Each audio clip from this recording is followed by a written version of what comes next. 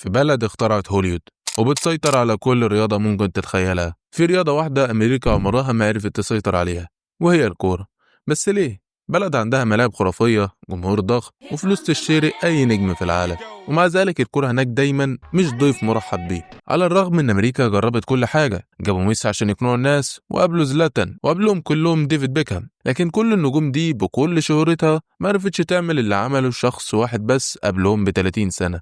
وطبعا انا بتكلم على بيليه. سنة 1975 وصل بيليه نيويورك كأنه نازل من عالم تاني. الدوري انقلب، الحضور انقفز بالآلاف، والناس كلها بدأت تسأل هو ممكن الكورة تبقى اللعبة الأولى هنا؟ صدقني أنا لو أعرف أقول لك. لكن المفارقة التاريخية والصادمة في نفس الوقت هي أن نفس الراجل اللي أحيا الكرة في أمريكا هو اللي بدون ما يقصد بدأ نهايتها الكارثية. النهاردة مش هنحكي عن بيليه بس، هنحكي عن حلم بدأ بدوري اسمه NASL وتحول إلى درس قاسي بتدفع أمريكا الثمن إنها تحاول تصلحه لحد النهاردة. قلت إيه يا حاج؟ فأنا أحمد ثابت، والنهاردة موعدنا مع سوالف جول سكوب عشان نعرف ليه مفيش كورة في أمريكا، أرض الحريات. قصتها بتبدأ في سنة 67. الكرة في أمريكا ما كانتش حاجة كبيرة في الوقت ده، يعني تقدر تقول كده ما كانش فيه حاجة ملفتة. بس بعد ما ملايين الأمريكان اتفرجوا على كأس العالم سنة 66 وده أثبت إن بدأ يكون فيه اهتمام حقيقي باللعبة، فدي كانت فرصة لظهور مجموعة من المستثمرين، وده بعد شوية محاولات فاشلة عشان يعملوا دوري على مستوى البلد. فبنوصل 7 ديسمبر 67 عشان يتحدد أهم دوريين في البلد: الدوري الوطني لكرة القدم NBSL ورابطة كرة القدم الأمريكية المتحدة أو USA، واسمه كان كده ساعتها. وده كان مجرد تمهيد للطريق لدوري شمال أمريكا لكرة القدم NASL. ولكن الأمور ما بدأتش بشكل كويس، كان في مشاكل كتير في الدوري من الأول، وفي محاولة إنهم يبدأوا بالشكل الاحترافي اللي كانوا عايزينه. جابوا لعيبة أجانب كتير، وعلى نهاية الموسم كان في 13 لاعب بس مولودين في أمريكا من بين 17 فريق. اللعيبة الأجانب كانوا ماسكين اللعبة. مش عارف، حسيت إني بتكلم على البريمير ليج شوية. حاسس ان كلامك جارح يا طنط. استنى، انت رايح فين؟ انت مش فاهم. المهم في الحالة دي الجمهور المحلي كان صعب عليه يتواصل مع اللعيبة اللي من خلفيات أجنبية، وده ما كانش بيساعد في زيادة الاهتمام. المبيعات الضعيفة للتذاكر مع نسبة المشاهدة القليلة على التلفزيون وعدم قدرتهم على عرض الإعلانات في وقت الماتش زي ما بيحصل في الرياضات الأمريكية التانية، كل ده أدى لإفلاس فرق كتير في أقل من سنة. لكن تتخيل إن الإعلانات دي كانت بتتعرض على الشاشة وهم بيلعبوا، أكنك بتتفرج على اليوتيوب. فيعني من البداية الأمور ما كانتش مبشرة لدوري NASL، والبداية كانت بطيئة. لكن بعد كام سنة الدوري بدأ ينتعش بشكل كبير جدا. كان في أسباب كتير لزيادة شعبية الكرة في أمريكا، لكن كان في سبب تقدر تقول عليه إن هو بطريقة ما الرجالة في نادي نيويورك كوزموس قدروا يقنعوا أشهر لاعب في العالم وقتها إنه يمضي معاهم، إدسون أرانجو ناسيمونتو، بيليه. بس إزاي عملوا كده؟ في الوقت ده الحركة دي كانت غريبة لكذا سبب. أول حاجة إن بيليه أصلا كان لسه معتزل اللعبة من سنة، ورفض عروض من عمالقة اللعبة زي يوفنتوس وريال مدريد علشان يعتزل هناك. وتاني حاجة محدش بره أمريكا كان سمع عن النادي اللي هيمضيله. وتالت حاجة أمريكا بجد البلد اللي دوريها كان عمره 7 سنين بس، غريب قوي بصراحة. لكن لما نعرف انه وفقا لصحيفة نيويورك تايمز تم دفع 4.7 مليون دولار لبيليه علشان يلعب معهم على مدى 3 سنين، الامور بدأت تبقى منطقية. عملاق الاعلام وارنر كوميونيكيشنز وتحديدا رئيسهم التنفيذي ستيف روس هم اللي كانوا مسؤولين عن تمويل وتأسيس نادي كوزموس. واحب افكرك ان رغم ان بيليه كان بطل العالم 3 مرات وعنده عدد لا يعد ولا يحصى من الجوائز الفردية والجماعية، وكان بالاجماع بيتقال عليه اعظم لاعب في الوقت ده، فكل ده جميل وبسمسم. بس ما كانش فيه فلوس كتيرة في الكورة بالذات في الخمسينات والستينات. لكن بعقده مع نادي الجديد بيليه كان بياخد فلوس اكتر بكتير من اللي كان بياخدها في تقريبا 20 سنة من لعب الكورة. حاجة كده زي الفرق بين مرتب محمد صلاح مع ليفربول والمقاولون العرب. وفي ايه؟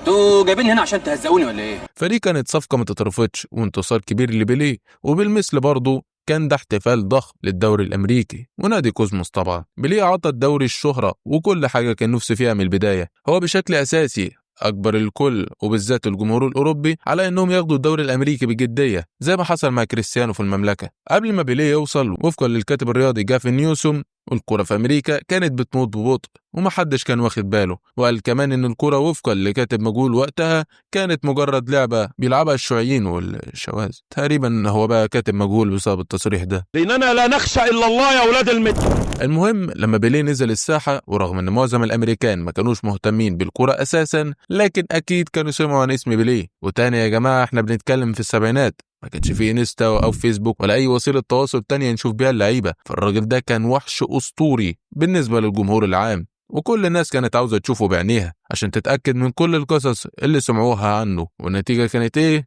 اهتمام امريكا بالكورة زاد في يوم وليلة، واللي حصل بعدها كان وبلا شك أكتر فترة مميزة للرياضة في تاريخ البلد دي. بالمناسبة عيب أوي تكون بتتفرج ولسه ما عملتش اللايك وسبسكرايب لحد دلوقتي.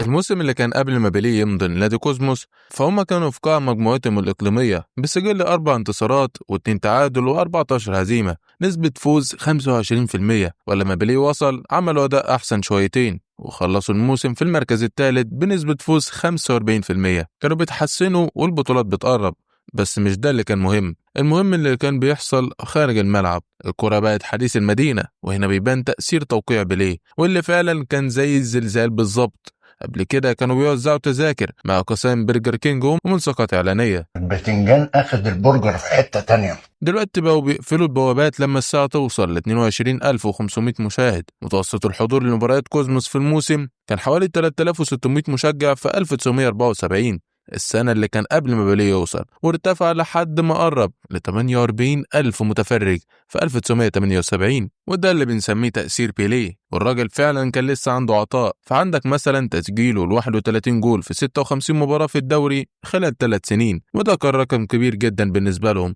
وطبعا خد جايزة أفضل لاعب في الدوري. وبعد النجاح اللي شافوه مع بيليه، نجوم تانيين كتير جم، أبرزهم المهاجم الإيطالي جورجيو كيناليا من لاتسيو اللي كان واحد من أفضل المهاجمين في العالم وقتها، والأسطورة فرانز بيكنباور نجم بايرن ميونخ والمنتخب الألماني. طبعا المكاسب بدأت تيجي، ولكن الأهم من المكسب المادي كان إن النجوم دول كانوا بيحببوا الجمهور فيهم. كانوا زي نجوم الروك. عارف ازاي المشاهير والأغنياء دايما بتلاقيهم بيجروا على حجز الصفوف الأمامية في ماتشات NBA؟ أهو ده اللي حصل مع نادي كوزموس، كانوا نفس الوضع.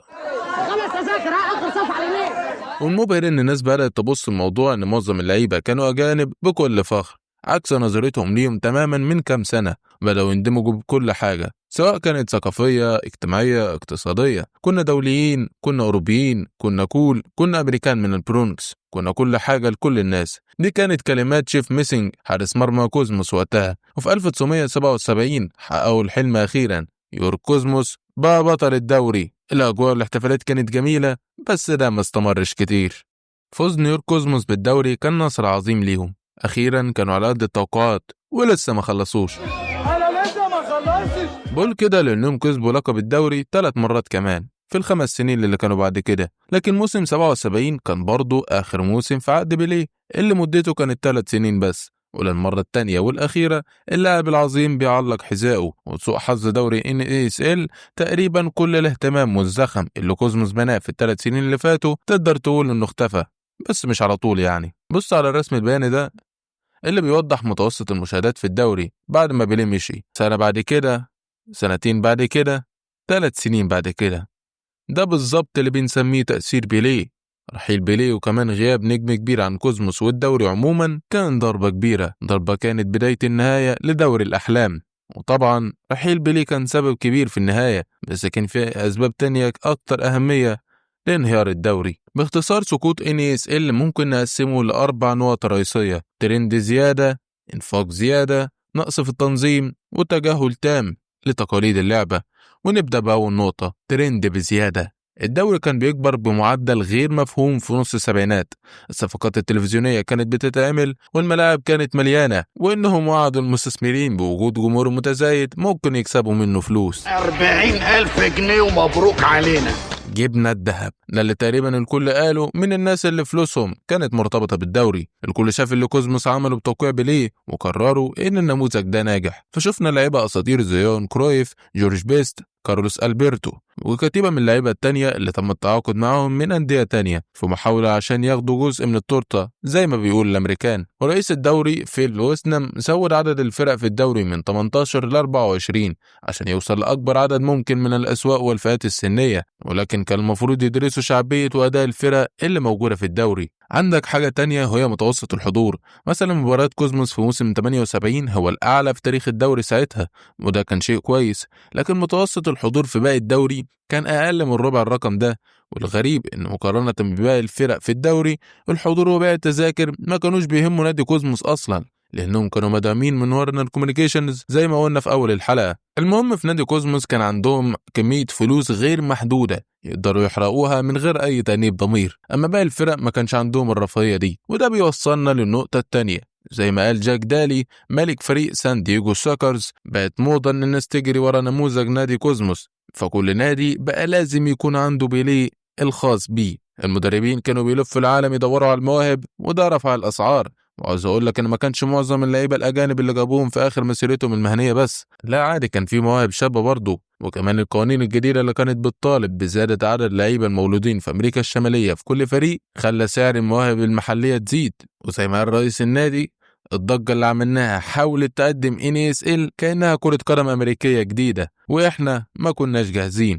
والغريب برضو ان في الوقت ده 40% من ميزانيه فرق NFL كانت بتروح للاجور، أما متوسط الفرق في NASL كان أكتر من 70%. يرضي مين ده؟ خطة يا بلد بقر. ندخل بقى على النقطة الثالثة، ملاك الأندية الجديدة اللي كانوا بيخشوا الدوري على مر السنين ما كانش في عليهم أي نوع من أنواع الرقابة المالية، وكتير منهم كانوا من نوعية المليونيرات بتوع السيليكون فالي اللي ممكن يكونوا عمرهم ما شافوا ماتش كورة في حياتهم أصلا، وكانت العواقب كبيرة جدا طبعا. وفي موسم 81 لوحده تم الإبلاغ إن إجمالي الخسائر حوالي 30 مليون دولار، مبلغ كان مهول في أوائل الثمانينات طبعا، عشان يتم بعدها فرض سقف للرواتب في بداية موسم 84. لكن ساعتها كان الموضوع اتأخر، لأنهم صرفوا فلوس كتير في محاولة تسويق الفرق كأنها فرق كبيرة قبل ما الحضور والجماهير يزيدوا أصلا. النقطة الرابعة، عامل تاني أثر بشكل كبير على نظرة الناس للدوري، هو عدم التساقط في وضع القواعد وتغيير تقاليد كرة القدم المعروفة. معظم الرياضات الأمريكية بتتسجل فيها نقط كتير،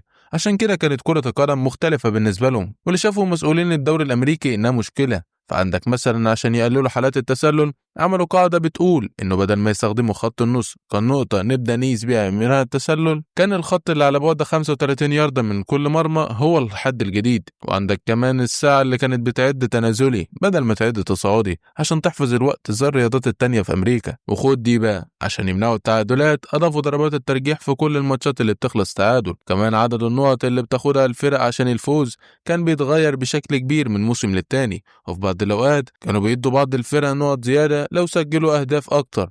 ومن منظور المشجع هتبدأ تفهم ليه الناس بدأت تبعد عن الدوري، لأن زي ما NBA والNFL والMLB عدوا بتغييرات في القوانين على مدار الوقت، لكن دايما كان ليهم هوية واضحة ومميزة، واللي باين إن الدوري الأمريكي لكرة القدم ما كانش عارف هو مين أو عايز يبقى إيه. كان بيغير القوانين باستمرار ويعمل أي حاجة عشان يشد الانتباه لمنتجه، وفشل. وبصراحة كان يستاهل الفشل ده. الفرق بدأت تقفل أبوابها واحدة ورا التانية، منهارة ومعنوياتها في الأرض ومفلسة. وبحلول سنة 1984 دوري ال NASL انتهى تماما. مفروض يكون الموضوع ده درس لكل منظمة طموحة في العالم سواء رياضية أو غيرها. لازم نبقى حذرين مع النمو السريع المبالغ فيه، لأنه ساعات فعلا بيبقى أكبر من الحقيقة. المفارقة الغريبة إن في الوقت ده الكورة بدأت تزيد شعبيتها في أمريكا، وكان في ملايين من الأطفال والكبار مهتمين بيها. ومع استضافة أمريكا لكأس العالم سنة 94 كانت سبب في ظهور دوري MLS واللي هو الدوري الحالي. وعلى الرغم من كل التغيرات في القوانين وعدم الثبات، الحقيقة ان عندنا حاجات بنشكر ال NASL عليها، زي انه كان من اوائل اللي حطوا اسماء اللعيبة على ظهر التيشيرتات. كمان كان من اول الدوريات اللي منعوا قانون الباك باس اللي كان بيسمح للحارس انه يمسك الكرة بايده لما ترجع له من زميله. حبيبي يا كابتن شوبير، من ساعة ما بدأت البطولة سنة 48 وكمان الحد الأقصى الصارم للرواتب واللي بيتطبق عشان يتحكم في المصاريف الأندية ممكن جدا يكون مستوحى بشكل كبير من تجربة ال NASL، ومش هستغرب لو الانفاق ده كان له تأثير على قرارات الدوريات الكبيرة حوالين العالم كمان. على أي حال الفيديو ده وكل الرغي اللي قلته هو عشان أوصل لحاجة واحدة: بيليه هو السبب الرئيسي في كل ده، هو اللي دمر الكرة في أمريكا.